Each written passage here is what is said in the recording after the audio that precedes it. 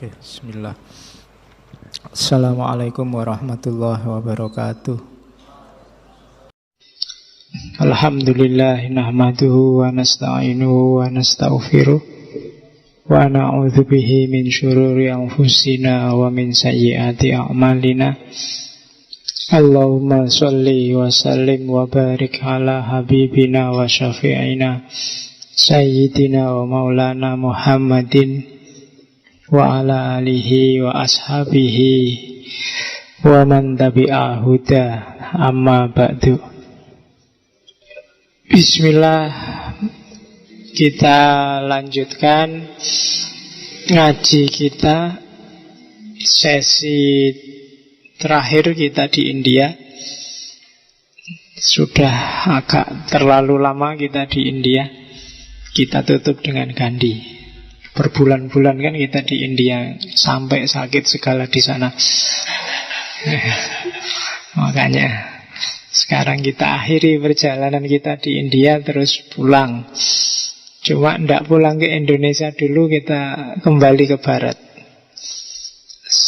Seperti janji saya, mungkin mulai minggu depan kita ngomong filsafat ketuhanan Barat. Makanya untuk minggu depan siapkan mental. Iya. Jadi ini enggak mendayu-dayu kayak terjemahanul aswaq. Mungkin sampai menjelang Ramadan saya agak memporak-porandakan gagasan-gagasan ketuhanan. Iya, tema pertama pokoknya tak ambil yang kacau dulu, mungkin belakangan baru tema-tema yang agak pro Tuhan di Barat. Jadi mungkin minggu depan tak awali dari para pembunuh Tuhan, Nietzsche, Sartre, dan kawan-kawan. Terus minggu selanjutnya kita ngomong teodisi, problem kejahatan. Kalau ada Tuhan kok ada kerusakan, ada kejahatan, dan seterusnya. Mungkin sampai Ramadan kita masih rusak-rusakan.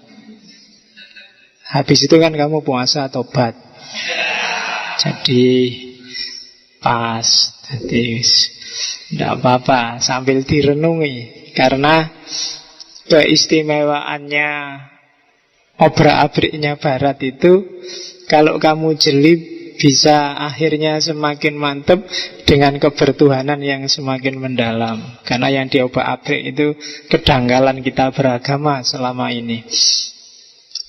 Oke, bismillah. Kita ketemu beliau sekarang, Mohandas Karamchand Gandhi, Mahatma Gandhi. Mahatma itu gelar. Orang yang Mahatma itu kalau bahasa India Mahatma, orang yang jiwanya besar luar biasa. Kalau di agama Hindu, orang bisa disebut Mahatma kalau levelnya sudah hampir-hampir wali.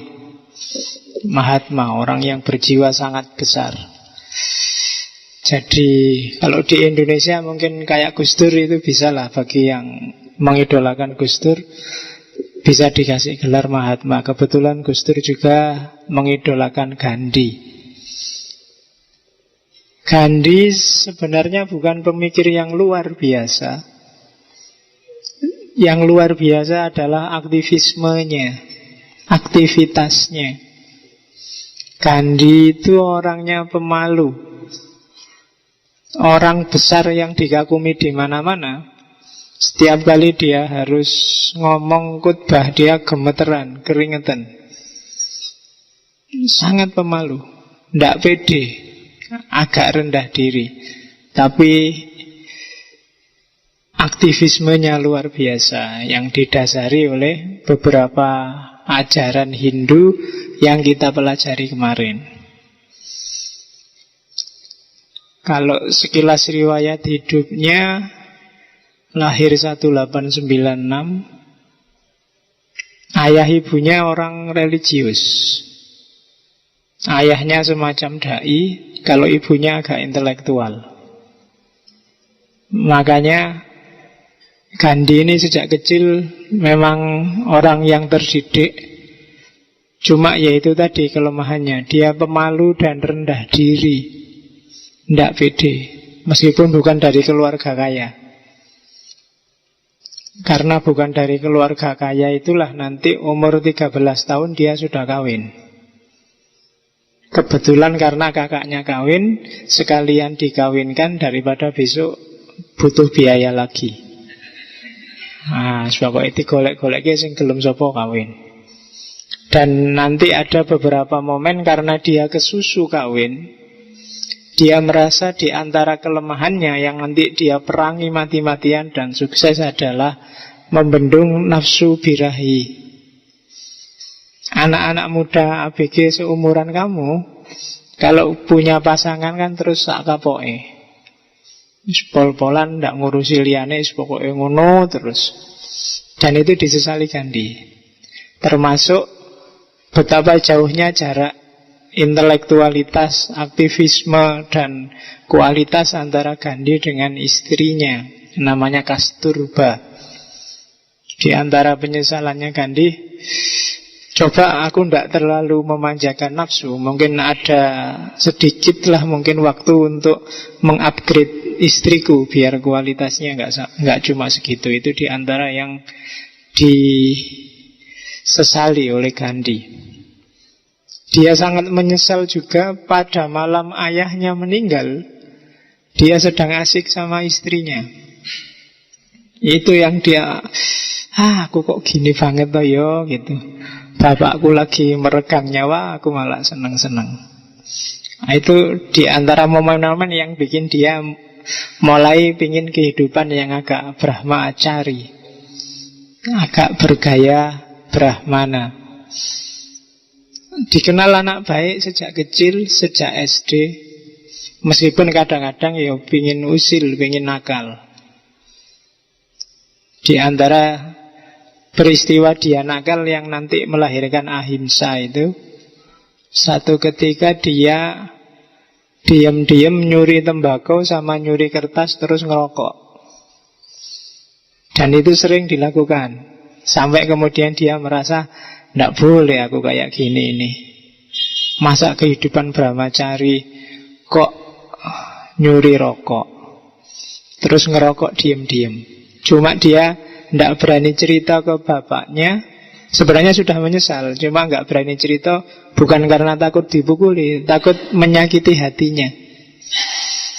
Ya meskipun dalil ini jangan kamu pakai untuk membohongi bapakmu loh ya.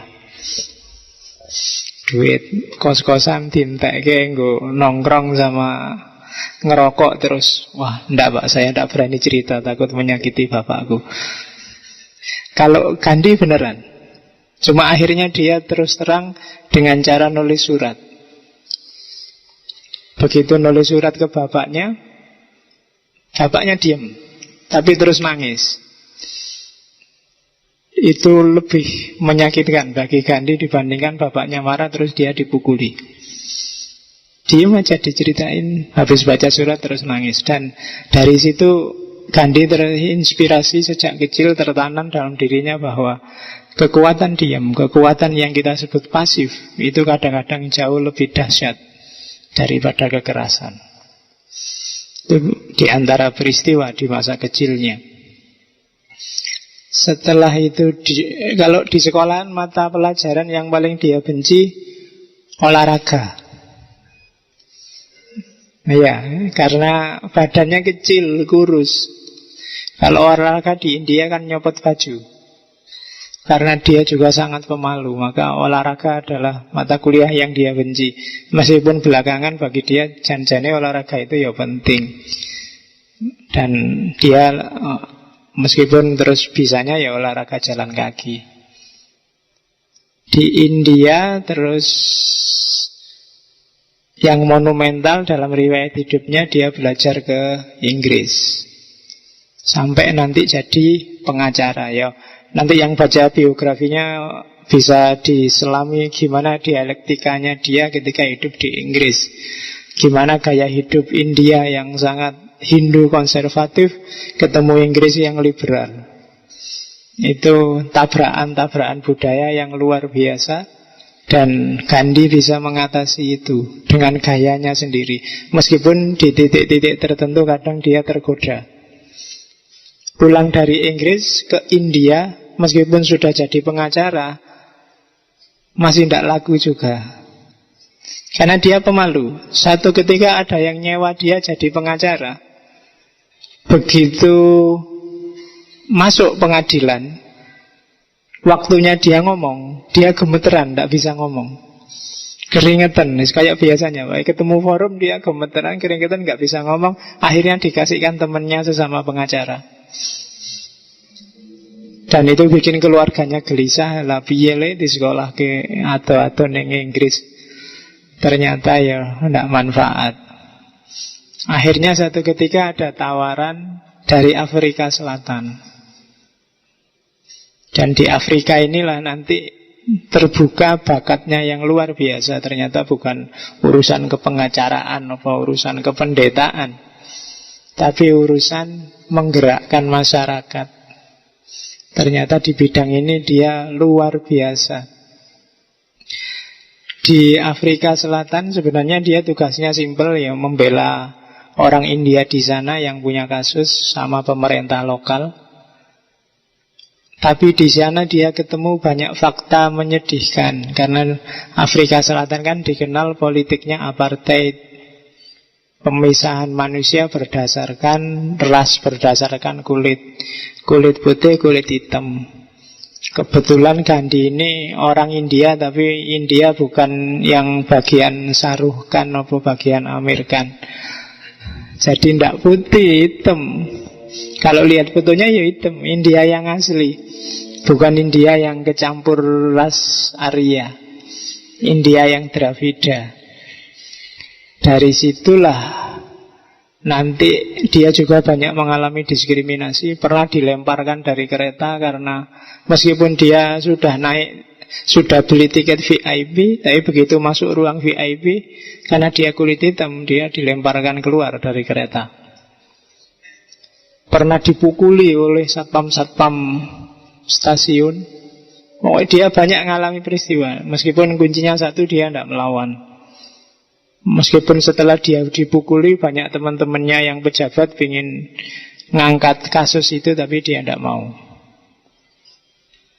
Dan dengan kepandaiannya menggugah orang, dia bikin organisasi-organisasi untuk biar orang-orang India di Afrika menunjukkan jati dirinya, tidak cuma jadi kuli yang diperas habis-habisan.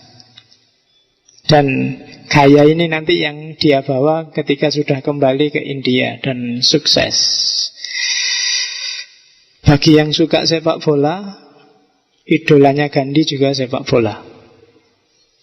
Waktu di Afrika Selatan, di antara cara dia untuk dekat dengan masyarakat adalah memajukan sepak bola. Dia sempat bikin 3 klub di sana dan bikin asosiasi sepak bola pertama di Afrika Selatan.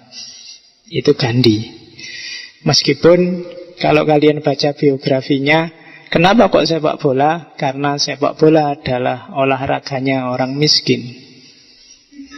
Nah, jadi bagi yang suka sepak bola, mohon maaf, sepak bola memang olahraganya. Karena zaman itu termasuk di India, olahraganya orang kaya itu kriket, bukan sepak bola. Oke, meskipun sekarang sepak bola itu mahal, tapi pada zamannya dia dianggap olahraganya orang miskin. Oke, terus apalagi ya? Sudah banyak biografinya ya. Dari Afrika nanti dia kembali ke India, melihat mirip situasi di India kayak di Afrika Selatan, cuma kali ini yang dihadapi adalah Inggris. Dan dimulailah perjuangannya yang luar biasa, yang menggoncangkan dunia, yaitu ahimsa, menjatuhkan penjajah lewat perjuangan tanpa kekerasan. Dan ini eksperimentasi yang mungkin hanya sekali terjadi di dunia. Tidak bisa diulang lagi karena mungkin nggak ada Gandhinya. Mungkin aura seorang tokoh juga menentukan. Dan Inggris akhirnya kan terus bisa keluar dari India, antara lain akibat perjuangannya Gandhi. Hampir semua cita-citanya Gandhi sukses dengan gaya anti kekerasan ini, kecuali satu: mempersatukan orang India lintas ras, lintas agama. Itu aja yang tidak sukses. Peristiwa-peristiwa berdarah banyak terjadi gara-gara pertikaian antar ras, khususnya antar agama. Yang paling terkenal kan Islam sama Hindu. Yang itu tragedi luar biasa. Apalagi ketika terjadi pemisahan India-Pakistan itu kan, Gandhi adalah orang yang sangat tidak setuju, karena dia idenya adalah persatuan, bukan perpecahan. Dan terbukti ketika ada perpecahan, ya perpecahan lagi. Nanti Pakistan Timur terjadi Bangladesh, pecah lagi, pecah lagi. Dan gagasan itu yang sangat ditentang. Dan jangan dianggap pecah itu terus sekedar pecah. Darah tumpah di mana-mana.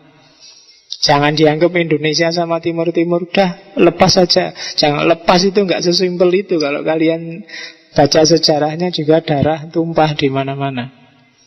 Dan itu yang bikin nanti di akhir hidupnya, beberapa tahun terakhir sebelum dia meninggal, dia bersumpah akan puasa dan tidak akan berbuka puasa, tidak akan mengakhiri puasanya sebelum orang-orang yang bertikai itu rukun.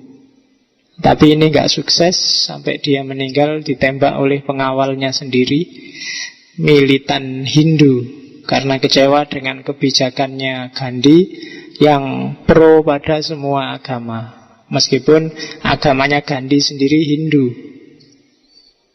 Nah, itulah kisah seorang Gandhi, ringkesnya begitu.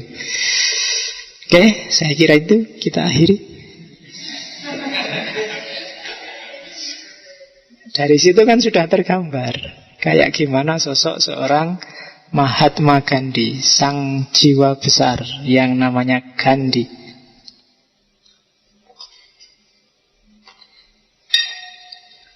Nanti anak-anak cucunya dari klan dari Trah Gandhi kan juga beberapa terjun ke politik, tapi nasibnya juga tragis. Ada Rajiv Gandhi, ada Indira Gandhi.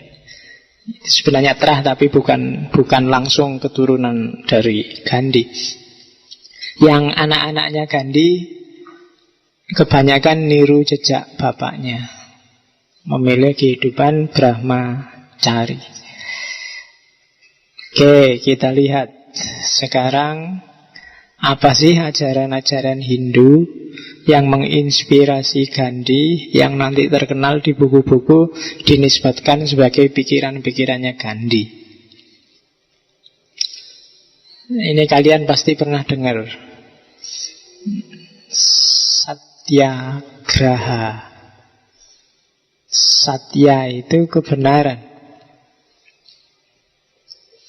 Satyagraha itu berarti hidup demi kebenaran.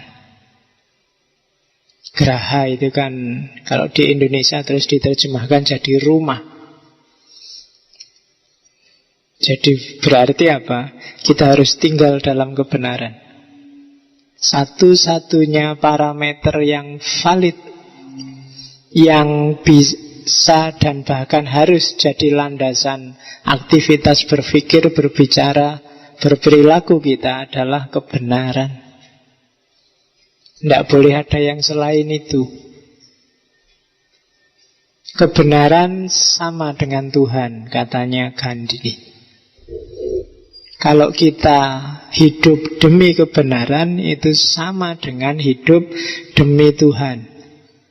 Kalau kita mengabdikan diri kita pada kebenaran, itu sama dengan mengabdikan diri kita pada Tuhan. Tidak usah tanya kebenaran itu apa, kamu sudah tahu. Hati kecilmu sudah bisa menjawab, akalmu masih waras, bisa ngasih fatwa. Dan hiduplah demi itu. Hari ini kamu tanya-tanya terus tentang kebenaran karena kamu terbiasa hidup manipulatif, terbiasa bikin alasan-alasan tidak perlu terhadap kesalahan yang sebenarnya kamu ngerti itu salah. Maka akal dan batinmu jadi tumpul, sehingga tiap hari kamu bingung, saya nyari kebenaran Pak, mau nyari kemana? Kebenaran sudah ada dalam dirimu. Tanyakan ke dalam. Kalau dalammu tidak jawab, berarti ada yang tidak beres. Ayo dibereskan. Kalau hatimu nggak jernih, jernihkan. Kalau pikiranmu nggak sehat, sehatkan. Bagi yang sering manipulatif, sering membohongi dirinya sendiri, latihan jujur. Jujur pada diri sendiri itu hari ini kelihatannya agak mahal. Jujur pada diri sendiri itu kalau salah ya salah, kalau keliru ya keliru. Meskipun terus minta maaf boleh, minta dispensasi boleh, minta, tapi pertama-tama akui itu salah. Hari ini jarang orang yang ngaku salah itu kayak wabot. Sudah jelas salah aja nyari alasan, nyari argumen. Sudah jelas buktinya korupsi, pembelaannya bisa setebal ini loh. Itu kan sama dengan tidak mau dia disebut korupsi. Padahal semua orang juga ngerti korban-korbannya, hartanya, kabeh sudah jelas korupsi. Tapi begitu bikin pembelaan itu tebel segini. Kalau kalian baca itu mungkin iki jan itu tuh koruptor tapi malaikat ini. Wah, apik kabeh isine. Itu Indonesia hari ini. Ndak satyagraha. Jadi kalau kalian satyagraha, maka kalian hidup dalam kebenaran. Hidup dalam kebenaran berarti hidup dalam Tuhan. Kalau dalam bahasanya Sufi, kalau kalian jalan berarti Allah yang melangkah. Kalau kalian bergerak berarti Allah yang bergerak. Kalau kalian melihat berarti Allah yang melihat. Itu satyagraha. Kalau kalian sudah kayak gini hidupmu jangan khawatir. Kamu akan selamat. Tidak ada yang bisa nyakitin kamu. Hidup lingkungan sekelilingmu akan jadi sumber yang menyelamatkanmu. Kamu akan jadi orang yang berani, kayak Gandhi. Dia berhadapan dengan apapun tidak takut. Meskipun masuk ke parlemen Belanda yang mewah, dia cuma pakai baju kayak orang ikhram itu, bawa tongkat, dunuk-dunuk, diketawain banyak orang, tidak masalah. Beberapa kali di penjara, nggak masalah. Nggak ada yang bisa bikin dia takut. Tuhan sendiri yang nolong dia dan dia sangat yakin itu. Jadi kuat. Satyagraha. Jangan khawatir, jangan nunggu ditolong orang, nggak usah capek-capek cari relasi.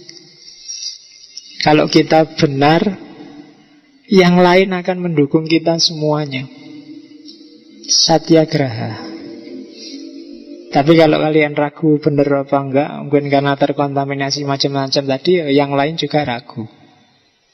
Maka prinsip pertama untuk bisa melahirkan seorang Gandhi, karena semakin banyak Gandhi, dunia semakin tentram nantinya. Hari ini sedang defisit. Hari ini rata-rata orang ngamuan semua. Sak kiai-kiai ini nesu kabeh. Coba kamu lihat TV itu, isinya ngamuk, nyalahkan kiri, nyalahkan kanan, semuanya. Nggak ada yang nyalahkan dirinya sendiri. Nggak ada yang begitu diwawancara, oh saya minta maaf ya, mungkin saya yang salah ini, kemarin saya terlalu banyak omong dan keliru. Ngono. Mana ada menteri yang jelas keliru aja ya sih molak-malik kata-katanya. Nggak ada. Nggak ada yang satyagraha. Kita butuh banyak sekali politisi gaya Gandhi, yang diidolakan oleh Soekarno, yang diidolakan oleh Gus Dur. Oke, jadi diingat-ingat. Ini prinsip tidak untuk politisi saja sebenarnya, semua orang harus satyagraha. Kenal kebenaran, terus hidup dalam kebenaran, memperjuangkan kebenaran, bahkan siap berkorban untuk kebenaran. Itulah satyagraha. Kayak katanya filosof bahwa kalau kebenaran, kalau Tuhan itu benar, maka kebenaran itu ya Tuhan itu sendiri. Jadi di antara cahaya Tuhan yang langsung tanpa perantara jatuh ke bumi, itu kebenaran. Kalau yang lewat kamu kan masih ada perantara jasad. Alam semesta masih lewat perantara benda. Tapi satu-satunya yang tanpa perantara itu kebenaran, yang oleh bahasa Jawa sering diganti istilahnya jadi kasunyatan. Ya nanti belajar di yang Jawa. Itu yang pertama, prinsip pertama. Dari satyagraha inilah nanti lahir prinsip besar yang sangat terkenal, yaitu ahimsa.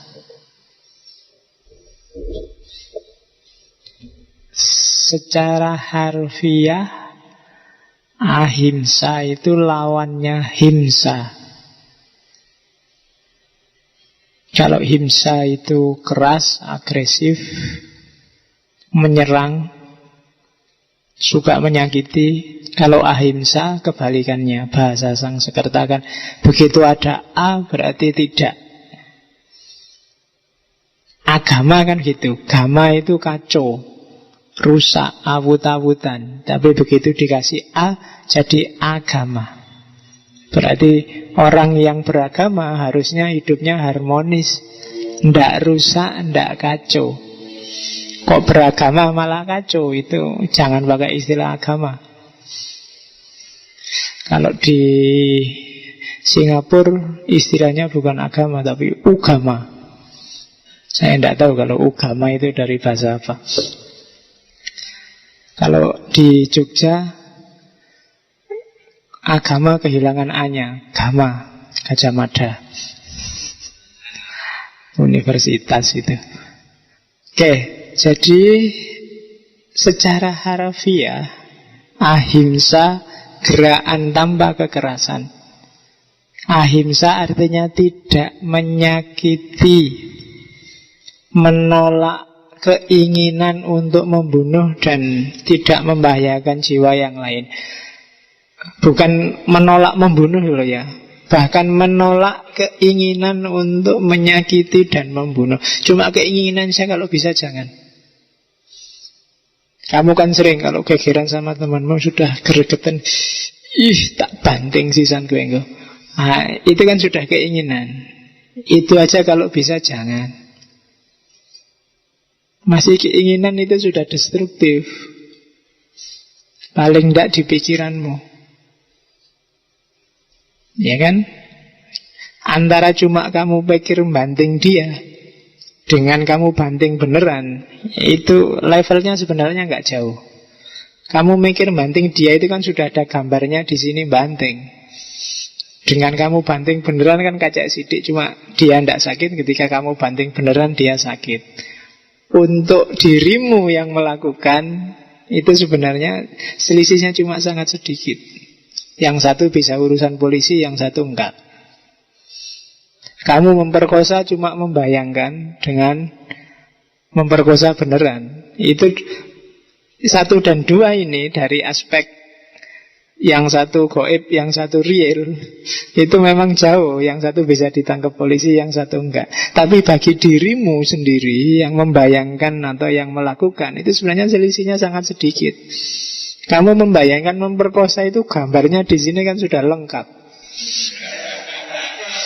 Ya kan, wis gambare mulai dicopot bajunya sampai gambar sampai lengkap. Wis padha wae kuwi.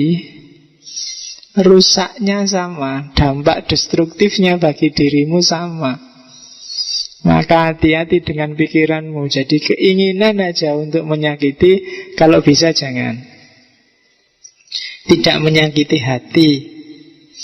Berarti harus menenggang yang lain, harus sensitif. Terus tidak membenci apapun yang terjadi. Tidak boleh benci, termasuk pada yang jahat-jahat. Karena benci itu bukan dia yang defisit, tapi kamu. Orang yang kamu benci itu loh tidak ngerti apa-apa. Aku benci setengah mati padamu, kamu kan gak terasa apa-apa. Jadi yang sakit di sininya, yang sumpek gak bisa tidur, itu kan kamu yang benci. Yang dibenci gak ngerti, kecuali kamu terus ngirim SMS ancaman apa mbok cegat di tengah jalan, itu urusan lain. Tapi kebencian itu sendiri sudah merusak kamu yang punya rasa benci. Ngapain kamu habiskan energimu untuk dia yang ketawa-ketawa dan kamu sendirian sumpek? Kebencian. Terus tidak membuat marah, tidak nyari keuntungan sendiri dalam hubungan apapun dengan orang lain. Dan yang terakhir, tidak memperalat serta mengorbankan orang lain. Itu konsep ahimsa, anti kekerasan. Katanya Gandhi, ahimsa itu seperti dua sisi mata uang dengan satyagraha. Tidak mungkin orang bisa satyagraha kalau tidak ahimsa. Tidak mungkin orang bisa hidup dan memperjuangkan kebenaran kalau dia sendiri suka kekerasan.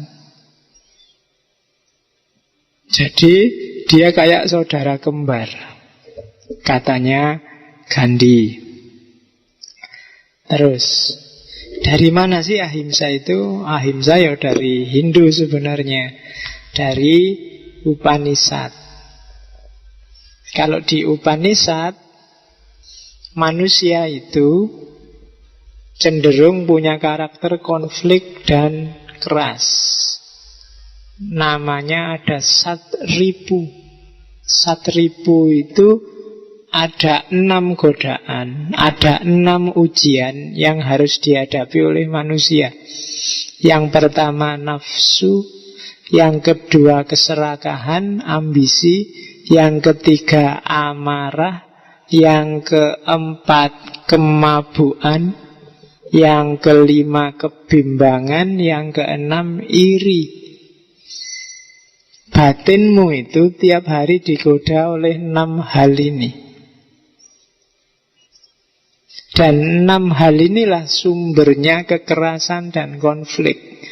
Kalau setiap orang bisa mengatasi 6 ini, percayalah tidak ada konflik yang tidak selesai. Kalau nafsu tidak kamu jadikan raja, kamu nggak akan gegeran dengan orang lain. Kalau ketamaanmu terkontrol, kamu nggak akan tabrakan sama orang lain.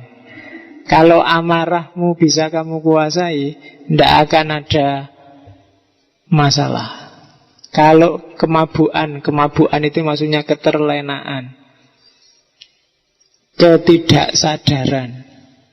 Kan sekarang banyak orang yang tidak sadar, melakukan sesuatu seolah-olah itu penting bagi dia tidak sadar bahwa itu tidak penting sama sekali. Saya punya teman orang Madura,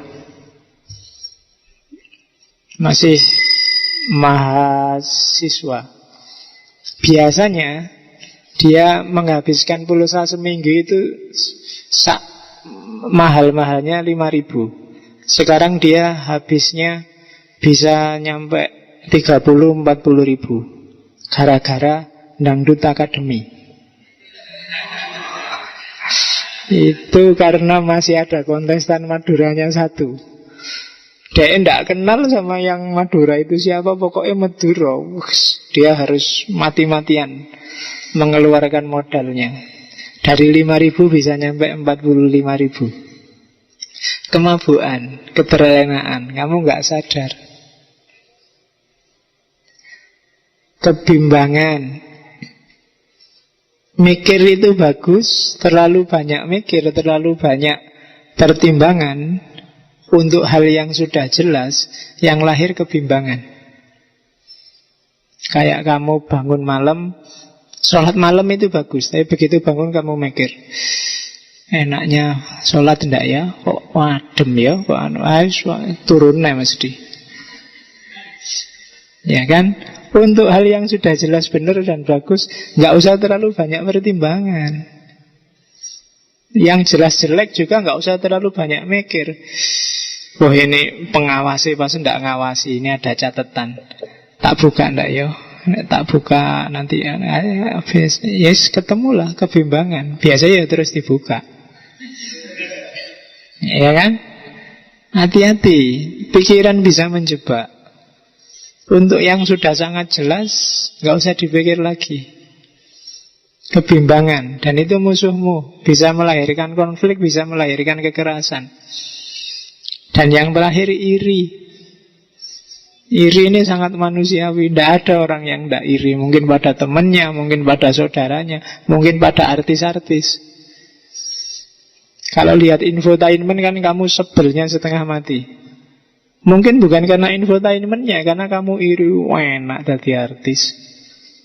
Ya kan? Kerja sebentar 10 juta. Isinya cuma gitu-gitu. Bikin acara nggak mutu.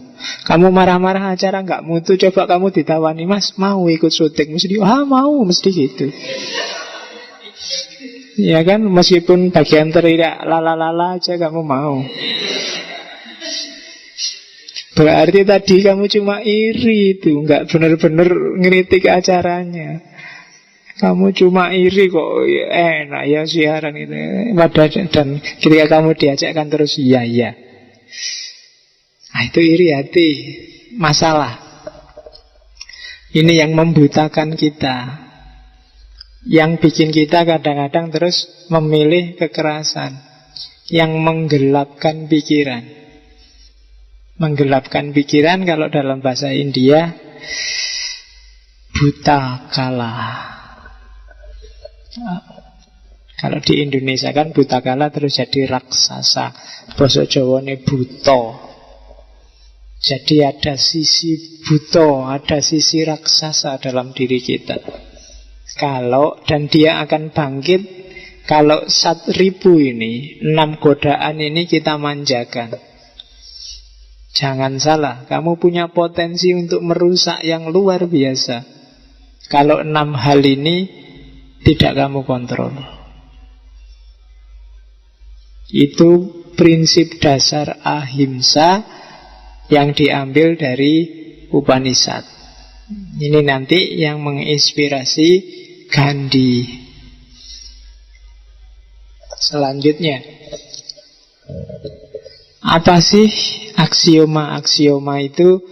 Semacam asumsi yang jangan dibantah. Itu aksioma. Kalau dibantah ya teorinya hancur. Inilah aksiomanya ahimsa. Kenapa orang harus ahimsa dan apa yang menyebabkan orang harus ahimsa? Yang pertama, ahimsa itu mensyaratkan pemurnian dan penyucian diri. Untuk bisa hidupmu anti kekerasan, untuk bisa hidupmu tidak suka dengan konflik, milih kedamaian dan harmoni, kamu harus bersih-bersih dulu. Selama masih banyak kotoran dalam dirimu, tidak bisa. Kamu masih ganas, masih ambisius, masih banyak rasa iri, masih banyak hasrat-hasrat yang terpendam. Tiba-tiba pengen ahimsa, ya bisa sih, cuma nanti pada saatnya akan hilang.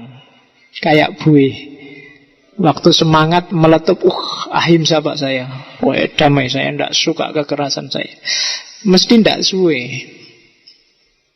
kalau tidak didahului dengan pembersihan diri.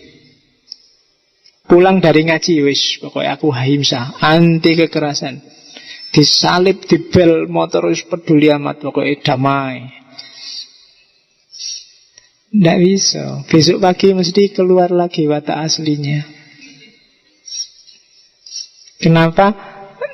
Prosesnya nggak secepat itu. Diawali dari murnikan dulu diri kita, identifikasi hasrat-hasrat. Jangan-jangan masih ada rasa iri dalam diri kita, dibereskan dulu.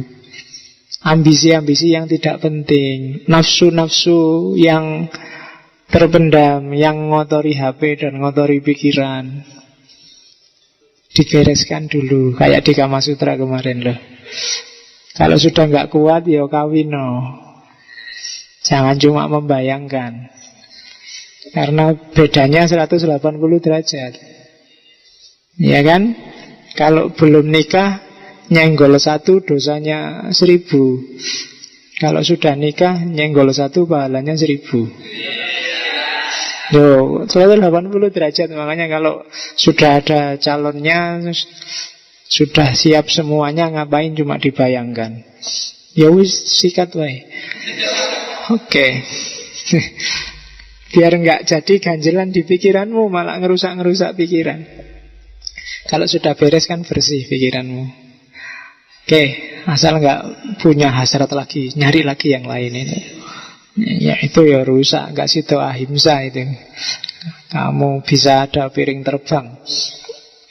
Oke, yang kedua, ahimsa itu tidak sekedar kemauanmu, tapi juga kemampuanmu dan kerelaanmu. Jadi nggak sekedar, Pak, saya mau anti kekerasan. Mampu ndak kamu dan rela nggak kamu? Anti kekerasan itu ndak gampang loh. Kalau kamu ditabrak orang, kamu dulu yang bilang, oh ya saya maafkan, ndak apa-apa, sampean mesti nggak sengaja. Itu anti kekerasan. Kalau kamu dimaki-maki orang, oh ya saya minta maaf, mungkin saya yang salah. Paling tidak kan saya bikin kamu marah-marah, itu ahimsa. Jadi nggak lihat konflik, nggak lihat kekerasan. Yang ada di kepalanya adalah harmoni dan kedamaian. Kalau ada yang nyuri barangmu terus, lu sampean kok nyuri, memang butuh beneran. Kalau butuh ya dibawa aja, monggo, ndak apa-apa. Jadi nggak jadi begal mungkin orangnya. Mas, motornya mana? Oh butuh tuh sampean. Wah bawa silahkan motornya, ini STNK-nya. Nah ya kan gitu. Besok datang ke rumah, ini alamat saya, tak kasih sekalian sak BPKB-nya kalau mau. Nah besok kalau datang ke rumah, kamu kan tinggal manggil polisi. Ya kan gak jadi gegeran. Daripada kamu bertahan, wassalam kelangan nyawa. Memangnya orang begal bisa dilawan. Ahimsa, anti kekerasan ben selamat. Ada kerelaan, ada kemampuan. Keras lawan keras, maka siapa yang lebih keras dia yang menang. Mungkin begalnya kalah, mungkin kamu yang kalah, tergantung siapa yang lebih keras. Tapi kalau ahimsa, tidak ada yang kalah. Dan tidak ada yang jatuh. Jatuh dalam arti, ya kayak begal tadi loh. Kalau dia mau begal, terus mbok kasih aja kan dia nggak jadi berdosa. Kekerasan juga nggak terjadi. Semuanya safe, aman. Nggak jadi urusan polisi, kamu nggak perlu nyangoni polisi, nyangoni jaksa, nyangoni pengacara, urusan beres. Tapi kalau kekerasan, salah satu jatuh. Mungkin kamu, mungkin begalnya. Kalau begalnya jatuh, alamat ada nyawa hilang. Karena habis itu dikeroyok wong akeh mesti. Atau kalau yang jatuh kamu, ya bodoh, motormu hilang, kamu bonyok. Sama, 50-50. Maka ada kemampuan, ada kerelaan. Cuma ini bukan sesuatu yang kayak tadi sekedar dimaui. Sekedar kamu nanti pulang ono begal tenan mbok praktekin, ndak. Ada kemampuan, kerelaan. Jiwa yang nek basa Jawane sudah semeleh. Tidak ada ambisi lagi di sana. Dunia sudah nggak menarik, nggak ada satupun yang bikin terikat. Baru orang bisa ahimsa. Tapi kalau kamu masih banyak jatuh cinta dengan dunia, dalam hal apapun, susah untuk ahimsa. Karena kalau kecintaanmu diambil orang, mesti rame. Tidak bisa damai. Disebut di prinsip aksioma yang ketiga, ahimsa pasti menang menghadapi kekerasan. Karena kekuatan ahimsa itu lebih besar daripada kekuatan kekerasan. Ini filsafat timur yang bisa ngomong. Kelembutan itu lebih unggul daripada kekerasan. Keras itu gampang patah, gampang pecah. Tapi kalau lembut enggak. Kalau lembut lentur, tahan lama. Sabuk itu lentur, maka enggak gampang putus. Tapi gelas ini keras, maka dia kalau jatuh pecah. Orang yang keras pun hidupnya jauh lebih berat, lebih susah. Susah adaptasi. Tapi orang yang lentur, gampang adaptasi, hidupnya mungkin lebih panjang bahagianya, umurnya lebih dawa. Kelembutan mengalahkan kekerasan. Makanya Al-Quran sering saya bilang, di pesan intinya kan, mungkin kamu malas memahami Quran, baca aja kata-kata paling tengah dari Al-Quran. Falyatalattaf, lembutlah, lenturlah, jangan keras. Kalau keras kalahmu cepet. Terus yang keempat, bahkan ini sebenarnya nggak urusan kalah mengalahkan. Kalau kamu ahimsa, kamu tidak akan ketemu kalah. Kenapa? Karena kamu tidak butuh menang-menangan. Orang yang tidak pingin kalah kan tidak bisa menang. Orang yang tidak pingin menang kan tidak bisa kalah. Kalah menang itu kan dalam perlombaan, kompetisi. Dan kompetisi itu kekerasan. Kalau orang yang tidak ikut kompetisi kan tidak ada kalah menang. Meskipun misalnya di kampus kompetisi sama temanmu, yang satu IP-nya 4, yang satu IP-nya 2. Terus yang IP-nya 4 ngetawain, apa IP cuma 2. Tapi kalau kamu ahimsa kan kamu nggak merasa kalah. Ya enggak apa-apa, ya kemampuanku memang cuma sampai 2. Ya selamatlah kamu bisa nyampe 4. Ini kan enggak ada urusan sama menang kalah. Oke, itu ahimsa. Jadi jangan khawatir, kamu tidak bisa kalah kalau ahimsa. Kenapa? Ya karena kamu tidak akan ketemu kompetisi. Kemampuan paling dahsyat dari ahimsa adalah kamu tidak bisa ketemu musuh. Karena tidak bisa ketemu musuh, maka kamu tidak pernah kalah. Dan pendekar paling dahsyat itu kan pendekar yang bisa bikin dirinya tidak punya musuh. Bukan pendekar yang menang terus kalau perang. Tidak. Kalau kamu bisa memposisikan dirimu sampai tua besok tidak ketemu-ketemu musuh, semuanya teman, semuanya friend dan harmoni, berarti kamu pendekar yang luar biasa. Itu prinsipnya ahimsa. Oke, jadi ada 5 aksiomanya ahimsa. Yang pertama, bersihkan dirimu, asah kemampuan dan rasa rela semelehmu. Yang ketiga, yakinlah bahwa ahimsa, kelembutan itu jauh lebih kuat daripada kekerasan. Yang keempat dan kelima, kamu tidak akan pernah kalah. Tapi juga tidak perlu mikir kemenangan. Karena ini bukan urusan kalah menang. Kalau visi ini bisa kamu pakai, hidupmu jauh lebih tentram dibandingkan hidup yang kemerungsung.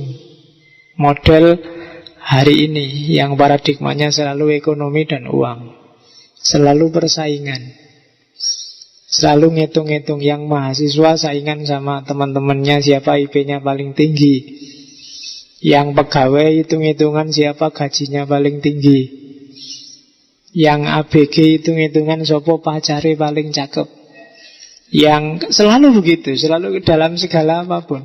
Kamu aja masuk ke sini selalu lirik, wow, lebih enak yang duduk di sana. Yang satu, kapok kamu duduk di situ. Ada yang bilang, itu kan selalu perhitungan. Semacam kompetisi dalam hal apapun. Padahal tidak penting yang gitu-gitu. Nah, itu aksiomanya ahimsa. Ada 3 modelnya ahimsa. Ada non-violence of the strong, ada non-violence of the weak, dan ada non-violence of the coward. Ini semacam, kalau di hadis, man ro'a minkum mungkaron falyughayyirhu. Kalau of the strong, biadihi. Cuma biadihinya bukan kekerasan. Kalau of the weak, itu mungkin yang tengah-tengah. Dan yang coward itu untuk orang-orang yang lemah. Meskipun weak artinya lemah, tapi coward kan lebih rendah posisinya dari orang lemah. Kalau orang-orang kuat, karena dia posisinya kuat, bargainingnya kuat, cara anti kekerasannya mungkin dengan berdiam diri, demonstrasi, atau melakukan lobby, dialog, biar nggak terjadi konflik. Ini orang-orang kuat. Kalau kamu kenal sama bupati, sama gubernur, nggak usah capek-capek demo, ditemui aja, diajak dialog, diajak diplomasi. Atau kalau kamu nggak kenal, ya lawan dia, cuma jangan pakai kekerasan. Aksi diam. Jarang sekarang ya demo dengan aksi diam. Nggak lego mungkin kalian. Sing enak itu kan demo teriak-teriak sampai suara muntah. Tapi aksi diam, saya bilang tadi, diam itu jauh lebih dahsyat loh daripada rame. Kamu berhadapan dengan temanmu yang pendiam, itu kan agak harus mikir daripada dengan temanmu yang cerewet. Coba aja rasakan, agak ada segannya, agak konco iki kok meneng wae ya, janjane karepe apa ya. Kadang-kadang kamu salah tingkah sendiri padahal dia juga tidak ngapa-ngapain. Ya kan? Diam itu jauh lebih dahsyat daripada kakean tingkah. Yang kedua, kalau kamu lemah, berarti nggak punya kuasa, ya boleh melakukan demo. Selain aksi diam, mungkin dengan puasa, mungkin dengan mogok makan, antara lain loh ya, yang pernah dilakukan di era Gandhi. Cuma dasarnya bukan karena takut pada musuh, tapi karena sayang pada musuhmu. Kalau kamu misalnya demo Jokowi, demo gubernur, demo siapa aja, itu dasarnya bukan karena marah atau takut, tapi karena kamu sayang pada dia. Ini orang harus keliru, harus diselamatkan. Kasihan kalau dia tidak selamat. Kasihan kalau dia salah, korbannya nanti banyak. Itu kan sayang namanya. Bukan karena benci. Wah, ini mumpung salah, dulu kan musuhku ini, tidak tak pilih kok ternyata jadi. Wah, itu habis disikat. Nggak, itu berarti dasarnya masih kebencian. Tidak setuju demo, itu dasarnya harus tetap sayang. Kenapa kok kamu protes, kamu komplain padaku? Karena aku sayang padamu. Bukan karena, kalau aku tidak sayang padamu, kamu salah, kamu keliru, aku diam aja, cuek aja dong. Tapi karena aku sayang, kamu tak ingetin. Kalau enggak, dah deh, kita enggak usah ngomong aja kan. Itu demo dengan cara diam. Tidak enak loh. Coba kamu sak kos-kosan, temenmu kan kamu milih mana dia komplain dengan cara marah-marah, apa tiba-tiba diem, tidak ngomong 2 hari. Kamu kan lebih gelisah kalau dia tidak ngomong 2 hari. Kamu mesti mikir iki cah iki kenapa yo, kelebonan ning ndi kok ora ngomong-ngomong. Tapi begitu dia marah, kan gampang selesai urusannya. Oh itu toh, kalau itu sih beres. Tapi kalau diem, itu kamu lebih susah. Itu power diam itu luar biasa, jangan salah. Terus ada lagi orang yang di bawahnya lemah. Memang dasarnya dia penakut. Ada level orang tertentu, ya mungkin rakyat yang sangat kecil. Kalau kita kan rakyat kecil. Nah, mungkin ada rakyat yang sangat kecil, lebih kecil dari kita. Kan ada kan, mungkin petani-petani di pelosok itu lihat kalian kan, wah ini mahasiswa orang besar. Tapi kita merasa kecil. Mungkin ada yang di bawah kita yang sangat kecil, yang tidak bisa mikir, tidak bisa apa-apa. Nah itu mungkin perlu sedikit pelatihan, perlu sedikit masukan-masukan. Tapi tetap bisa diarahkan untuk ahimsa, untuk melakukan gerakan anti kekerasan. Termasuk yang sempat dijelaskan oleh Gandhi, perempuan.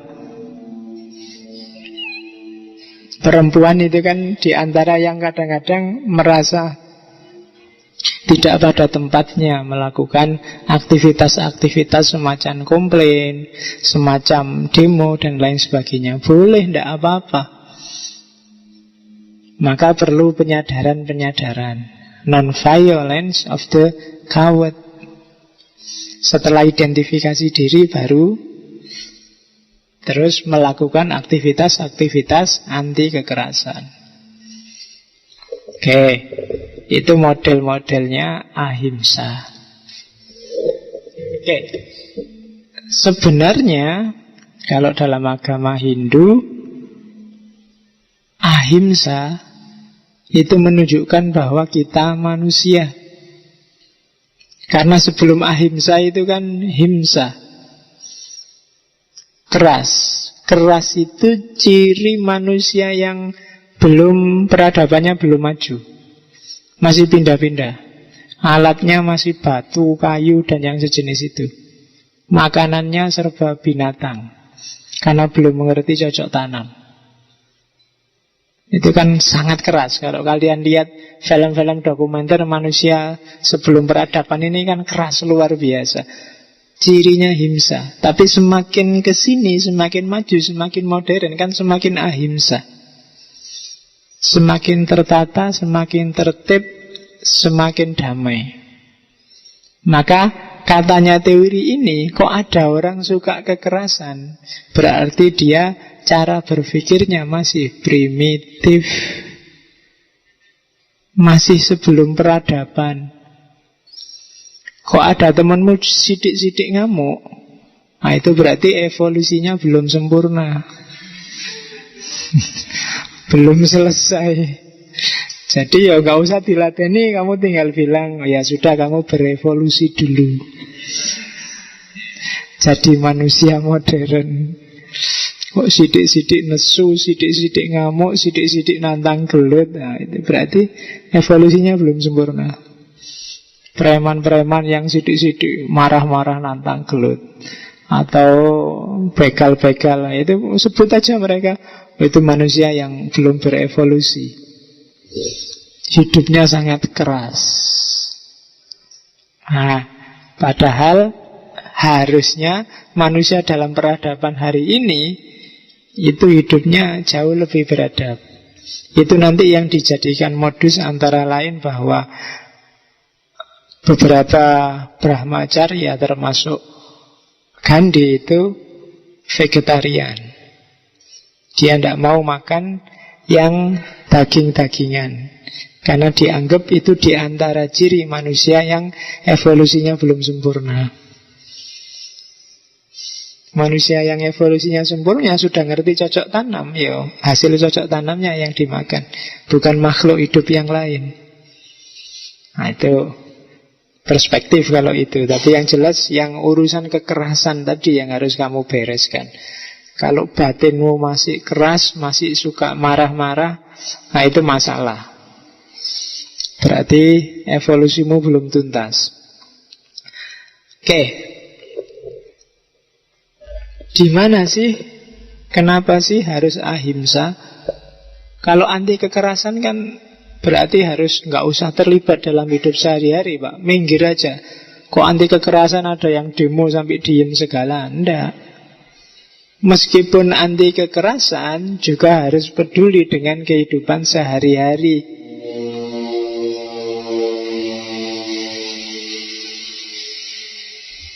Tidak boleh orang pasrah, tidak peduli lagi pada kehidupannya. Cueklah semuanya. Tapi juga nggak boleh agresif, menang-menangan, semua dikalahkan. Jadi ahimsa itu titik tengah antara hidup yang agresif dan hidup yang menyerah. Dua-duanya tidak manusiawi. Hidup yang manusiawi itu yang gitu, tidak menyerah. Apalagi berhadapan dengan kekuasaan yang membelenggu, yang tiran, yang tidak nyerah. Kalau nyerah berarti nggak manusiawi. Nggak ada orang yang secara sadar mau ditindas. Kebalikannya, melawan tiran, melawan kekerasan, melawan orang jahat, kok dengan kekerasan, itu ya sama aja. Kamu levelnya berarti sama. Sama-sama tidak manusiawi. Antara yang kritik dan yang dikritik posisinya sama. Kamu juga pakai kekerasan, dia juga pakai kekerasan. Nah, bedanya apa? ISIS bantai orang, yang anti ISIS bantai ISIS, podo. Kekerasan dengan kekerasan sama aja. Tidak ada bedanya. Itu dasar berpikirnya. Maka jangan dong kekerasan, jangan dilawan dengan kekerasan. Apa bedanya? Itulah dasar berpikirnya ahimsa. Gandhi sempat menyebut Al-Quran di tulisannya. Katanya Gandhi, sebenarnya semua agama itu anti kekerasan, termasuk Islam. Meskipun ada beberapa ayat dalam Al-Quran yang konotasinya kekerasan, tapi sebenarnya itu jalan agar ahimsa, ketidakkerasan bisa hidup. Jadi kalau katanya Gandhi ini, kalau ada ayat di Quran kok ini kok ayat kok keras, mungkin nyuruh orang perang, nyuruh orang saling membunuh. Katanya Gandhi, kalau yang paham Quran itu sebenarnya jalan agar kehidupan anti kekerasan setelah itu bisa subur. Ini yang ingin meneliti, mungkin ada mahasiswa yang menggeluti tafsir, silakan dilacak. Bahwa ayat-ayat kekerasan dalam Islam itu sebenarnya ada untuk tujuan anti kekerasan. Itu agak dalam analisisnya. Yang ahli tafsir yang bisa silakan dikumpulkan secara tematik ayat-ayat kekerasan, terus dicek konteksnya. Apa iya ayat-ayat kekerasan itu sebenarnya ujungnya adalah untuk menghidupkan hidup yang anti kekerasan. Itu katanya Gandhi. Oke, kita lewati sekarang ahimsa. Sudah terlalu lama saya ngomong ahimsa. Sekarang gagasan selanjutnya dari Gandhi adalah swadesi.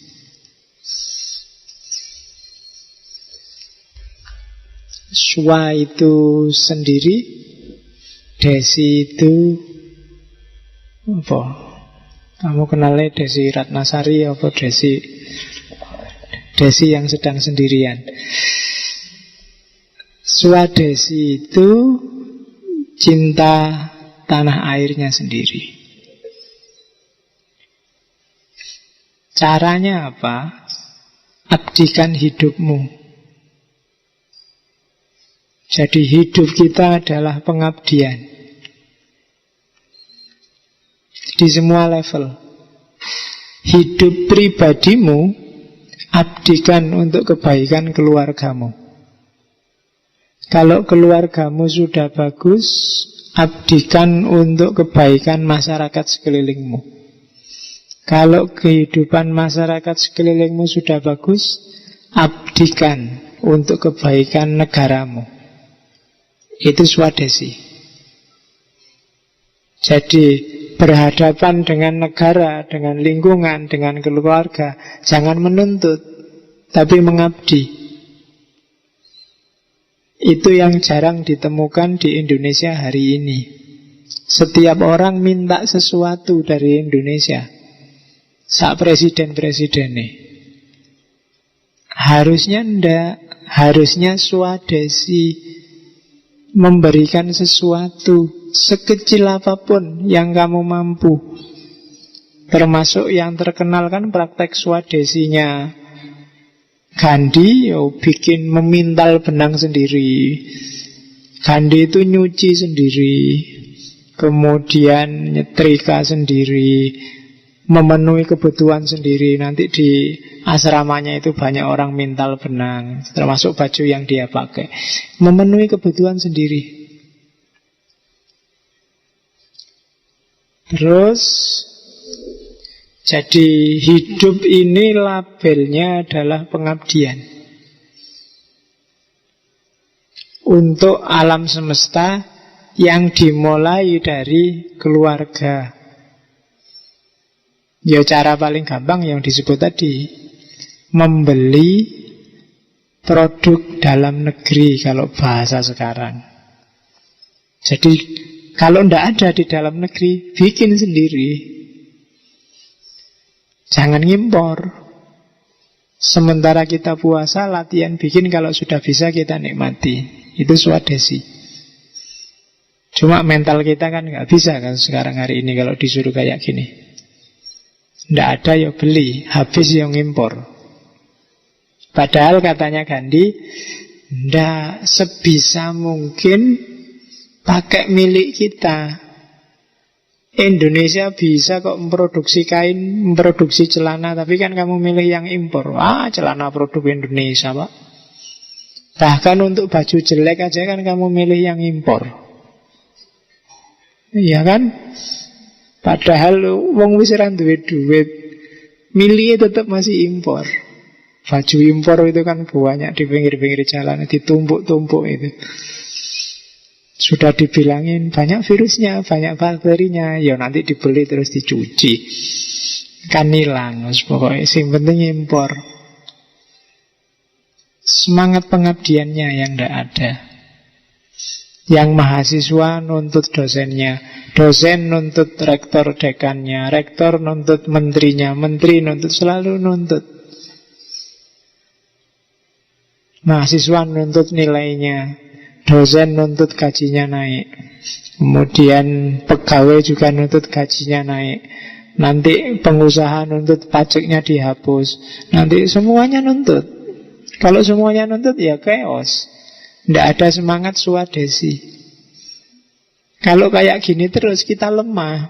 Kalau kita lemah, ya orang luar, orang asing gampang masuk dan jajah kita. Itu yang bikin perjuangannya Gandhi terus sukses, karena dia bisa menanamkan kesadaran semacam ini, kesadaran swadesi. Terus Hartal, kalau ini sudah puncaknya.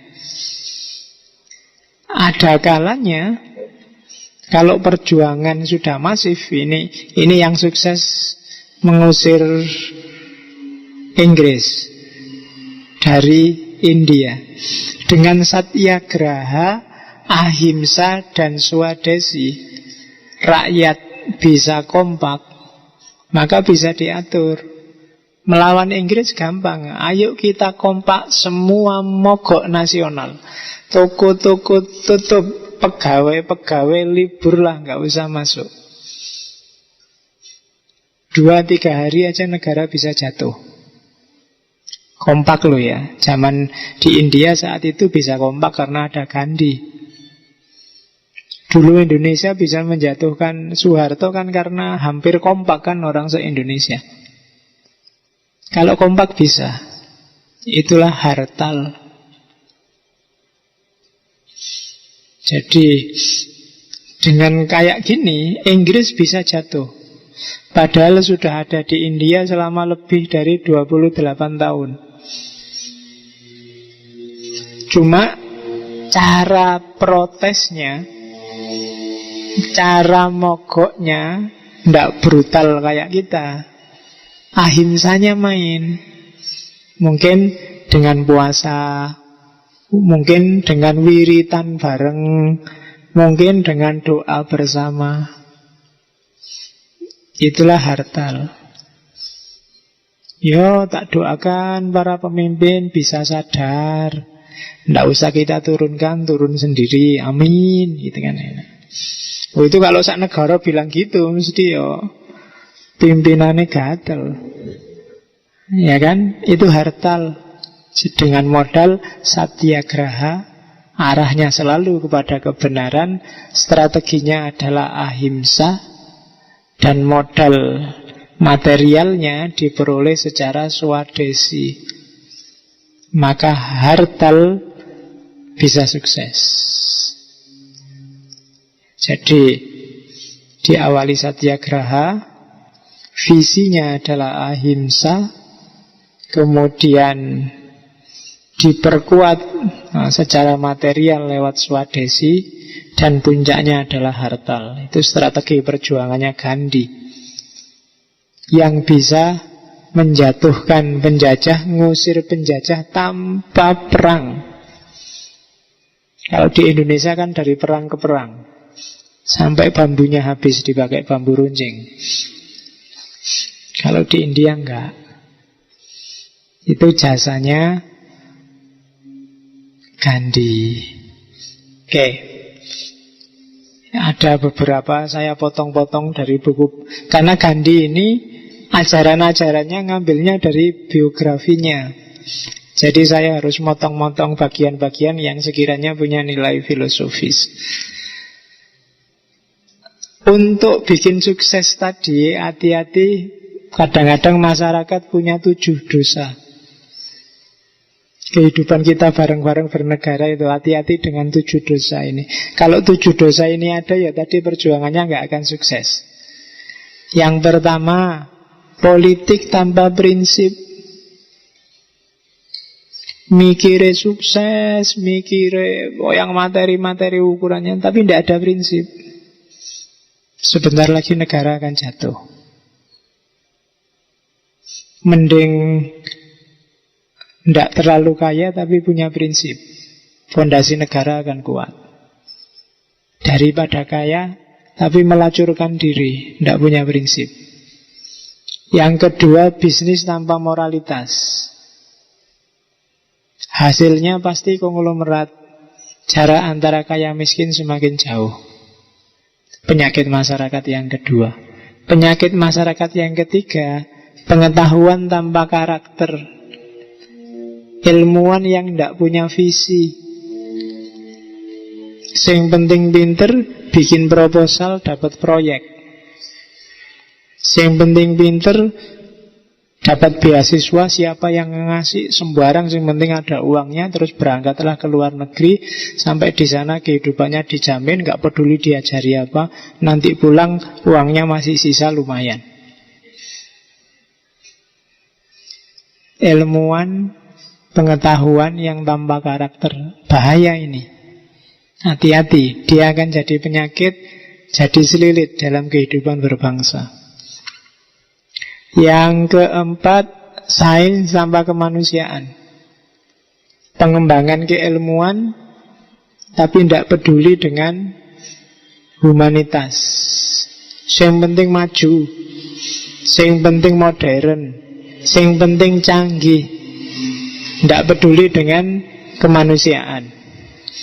Terus yang kelima, kaya tanpa kerja. Semakin banyak orang mikir bahwa dia bisa kaya tanpa kerja, semakin rusak negara. Semakin buruh ingin nuntut, gajinya dinaikkan. Semakin pegawai negeri nuntut, demo bayarannya dinaikkan. Semakin MLM gampang bikin orang terlena. Semakin mikirnya kan gitu, kaya tanpa kerja. Yang keenam, pingin seneng-seneng tanpa nurani, sakarepe dhewe. Itu yang keenam, gak perlu dijelasin. Semakin banyak orang kayak gini, pingin seneng sakarepe dhewe, semakin rusak negara. Dan yang ketujuh, ketakwaan tanpa penyangkalan diri, tanpa introspeksi. Kelompok agamawan, para ulama yang tidak bisa introspeksi, selalu merasa dirinya benar terus, hasilnya pasti kekerasan dan konflik. Penyakit ketujuh. Jadi politikusnya tanpa prinsip, bisnismennya tidak bermoral, ilmuwannya tidak punya visi, tidak punya karakter, sainnya dikembangkan tanpa punya kepedulian kemanusiaan, orangnya serakah tapi tidak mau kerja, semua orang ingin seneng dan tidak peduli dengan yang lain tanpa nurani, dan para ulamanya merasa benar sendiri, maka negaranya wassalamualaikum, pasti rusak. Ya, kalau tujuh-tujuhnya ini ada, sakitnya tuh di sini. Ini dosanya masyarakat. Hati-hati ya kalau gimana Indonesia bisa maju kalau tujuh yang bikin sakit ini ada semua. Oke, tinggal sedikit. Gandhi termasuk tokoh yang menjelajahi hampir semua agama, meskipun menemukan esensi bahwa semua agama mengajarkan kedamaian, anti kekerasan. Kenapa ada banyak agama? Mirip dengan fenomena kenapa ada banyak ras, kenapa ada banyak etnis. Tidak perlu dibahas. Secara niscaya agama-agama itu pasti banyak. Justru ini menunjukkan bahwa Tuhan memang memberi kebebasan pada manusia. Agama aja dikasih banyak loh. Kalau Tuhan mau, agama itu cuma satu. Wahai manusia, kalian boleh ngapain aja, tapi agama cuma ini loh ya. Tapi dalam kenyataannya agama itu banyak. Berarti apa? Memang Allah, Tuhan ngasih kebebasan yang full pada manusia. Pilihlah yang menurut kamu benar. Besok aku tinggal ngitung, tinggal menghisap. Iya, Tuhan dan agama. Jadi bagi Gandhi problemnya di situ. Maka manusia ya silahkan menentukan nasibnya sendiri dengan kebebasannya. Itu untuk Tuhan dan agama. Oke, ini potongan-potongan yang tak bilang tadi dari biografinya. Masih 10 menit lagi ya. Yang pertama, life as if you were to die tomorrow, dan learn as if you were to live forever. Hiduplah seolah-olah kamu mati besok. Bayangkan sendiri ya, kalau kamu, wah besok aku mati nih, apa yang kamu lakukan? Nah, kamu gak berani macam-macam kan? Kamu mungkin terus langsung sholat tobat, kemana-mana bawa tasbih, ngomongin hati-hati, melakukan sesuatu hati-hati, besok aku mati. Kalau nggak percaya, lihat terpidana mati yang misalnya besok mau ditembak itu. Wah, mesti jadi sangat religius dia. Mungkin wiritan terus, pakai kopiah, pakai itu. Karena dia tahu besok mati. Jadi hiduplah, kalau ingin jadi orang soleh gampang, hiduplah seolah-olah besok kamu mati. Tapi kebalikannya, belajarlah seolah-olah kamu hidup terus. Jangan belajar dengan semangat besok mati. Ora sida sinau mesti. Belajarlah bahwa ini hidupku masih panjang, masih butuh sangu ilmu sebanyak mungkin. Learn as if you were to live forever. Jadi seolah-olah kamu akan hidup terus. Maka belajar sebanyak-banyaknya, nggak usah bosen tentang apapun, dalam hal apapun. Learn as if you were to live forever.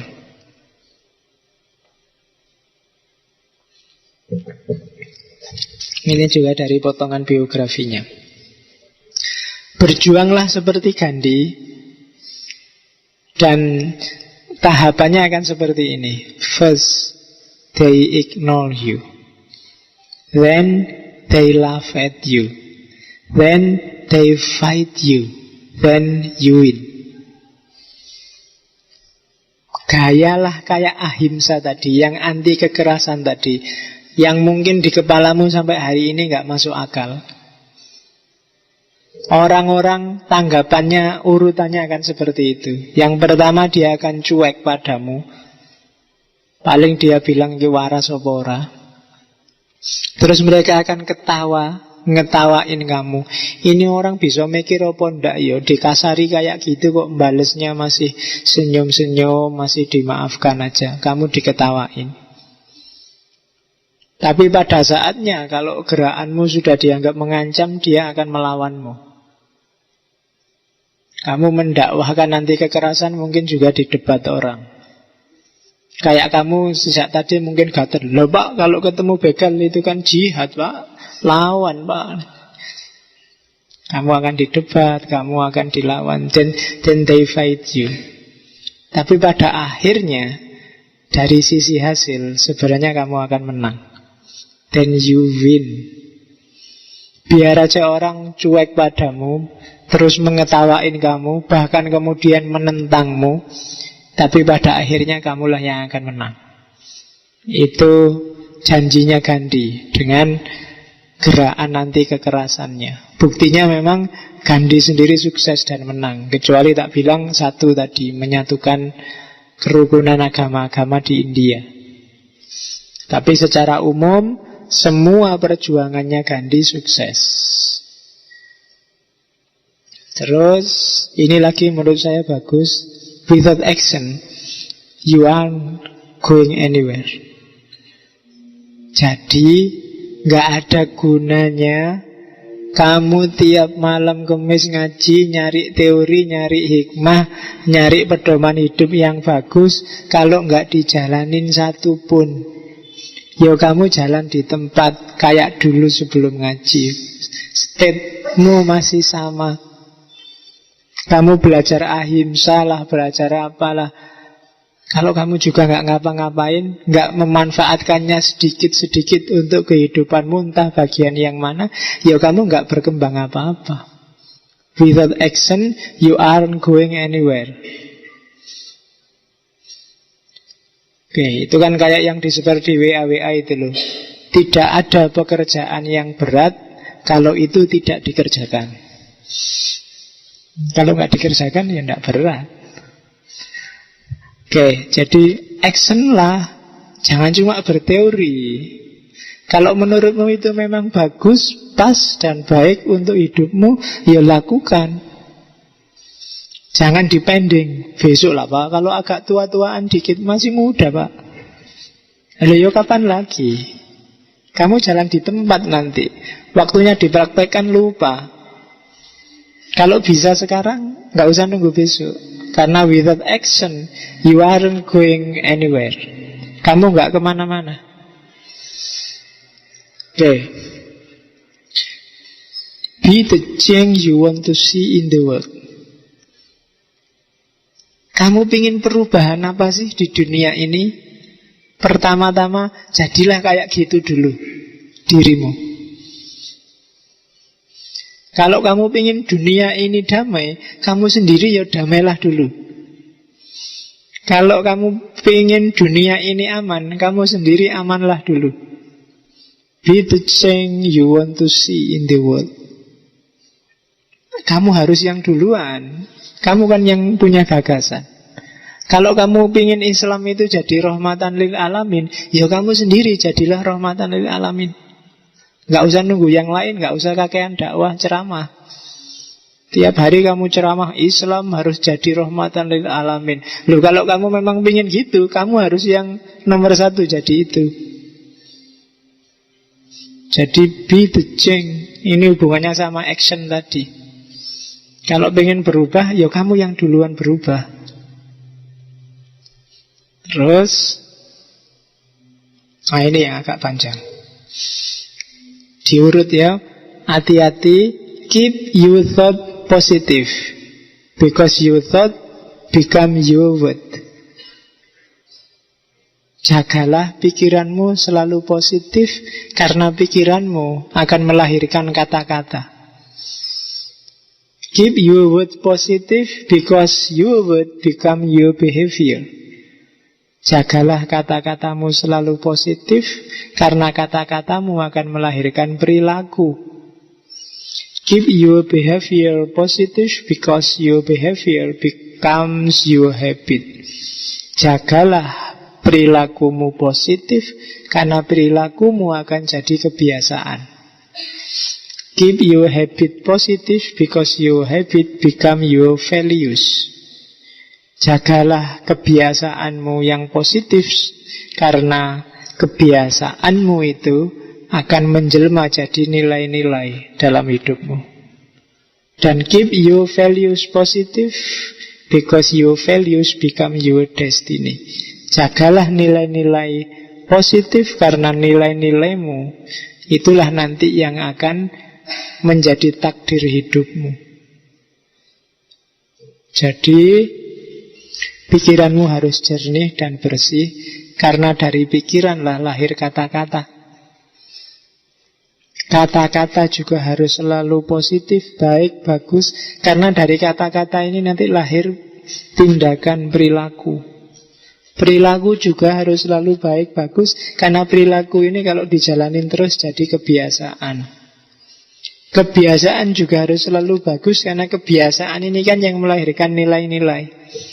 Kalau kamu tiap hari sholat, kalau kamu tiap hari wiritan, ini kan nanti jadi basis nilai dalam hidupmu. Nilai-nilai religius. Kalau kamu tiap hari tidak bohong, tiap hari jujur, tiap hari ini kan juga jadi basis nilai. Dan nilai-nilai inilah nanti yang akan jadi blueprint kehidupan kita, yang akan jadi petanya kehidupan kita. Jadi sejak jari pikiran, kita harus garap itu secara hati-hati. Ini bagus untuk yang suka berdoa. In prayer, it is better to have a heart without word than word without a heart. Kalau kita berdoa, mending hatinya hadir meskipun kata-kata tidak muncul, dibandingkan banyak kata tapi hatinya nggak hadir. Nah, kita kan sering kayak gitu kan, wiritan sambil nonton TV, sambil ngobrol, ya kan. Pak, saya itu tiap sholat fardu harus baca ini Pak 40 kali. Tadi sambil nonton TV dibaca, tidak ada gunanya, tidak ada internalisasi. Kenapa sih oleh para ulama wirid kadang disuruh ngulangi sampai 100, bahkan ada yang sampai 1000 untuk internalisasi. Tapi kalau kamu sambil nonton TV, Pak, tahajud sudah Pak, ini waktunya sepak bola Pak. Tadi wiritani sambil nonton bal-balan ya. Internalisasi nggak hadir. Kalau internalisasi nggak hadir, hati juga nggak hadir.